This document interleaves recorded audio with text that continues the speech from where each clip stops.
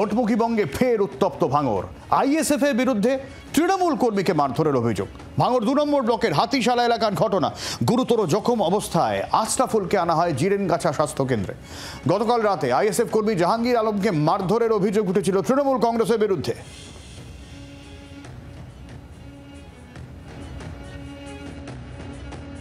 বিগত কয়েকদিন ধরে আমরা দেখছি যে আইএসএফের এই যে কুখ্যাত সমাজবিরোধী কারিমুলের নেতৃত্বে এই হাতিশালা 6 লেনে ইনফোসিসের কাছে বিভিন্ন দিন ধরে পরিকল্পনা করছে।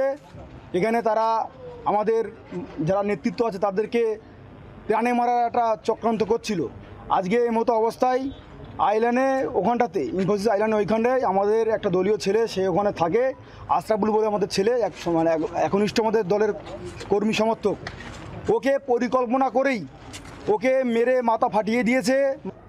এই যে ঘটনাটা ঘটেছে তার যথাযোগ্য যদি শাস্তি না হয় আমরা আগামী দিন আমাদের নেতা শওকত মোল্লা মহাশয়ের কাছে জানাবো এবং প্রশাসনের দ্বারস্থ হচ্ছে। আশা করি প্রশাসন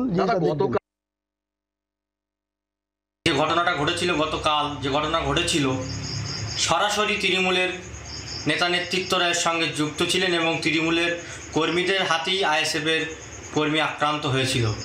পুলিশ প্রশাসন সব কিছুটাই জানে। এই ঘটনার 24 ঘন্টার মধ্যে ফের এরকম একটা ঘটনা ঘটিয়ে আইএসএফের নামে অভিযোগ আনছে। আমরা নিন্দা জানাই এই সমস্ত নোংরা রাজনীতি কারবারিদের।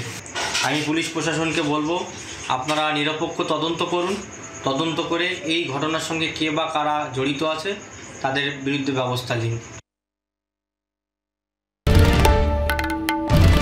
বাংলার আওয়াজ, বাঙালির আবেগ, জি 24 ঘন্টা।